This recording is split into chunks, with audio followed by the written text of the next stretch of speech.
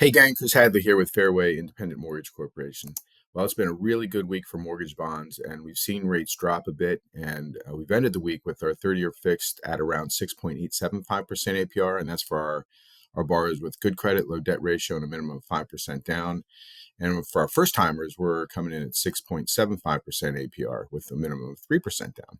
So we're moving in the right direction, even though it's a little bit slower than we were expecting. But we're getting there, right? So now there are a couple things in the news that I think are important for you to know. So here we go. So first, the BLS released their jobs report, which showed that initial jobless claims, which is people who are filing for unemployment for the first time, rose 22,000 to 242,000, which was about 20,000 higher than estimates, and it's actually the highest level since December.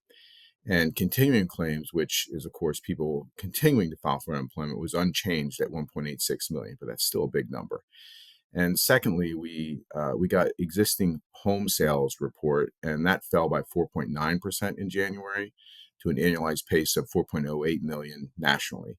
Now, this was weaker than the estimated 4.12 million, but sales were still up 2% year over year. And even though this report doesn't look great, it is most likely measuring people that were shopping for homes in November, December, and then settling in January. And in November, December, rates were a little bit higher than they are now. And obviously, it's November, December. It's not usually the strongest buying time of the year.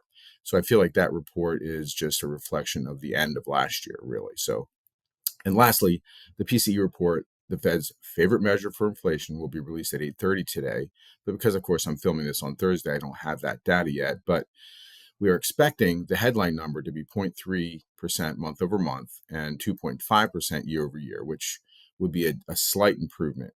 And we're also expecting the core reading to be at 0.3% also, and the year over year reading to be about 2.6%.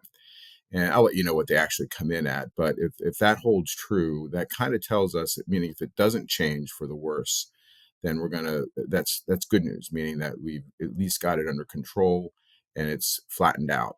And if we've seen a better than those numbers, then that's really good news, and bonds will most likely respond favorably to that and pull mortgage rates down with it. So if you or someone you know is looking to purchase a home and don't know where to begin, give us a call here at Team Hadley, and we'll get you on the path to building wealth through homeownership. And we'll take great care of you, and we'll find the best loan program for your particular situation.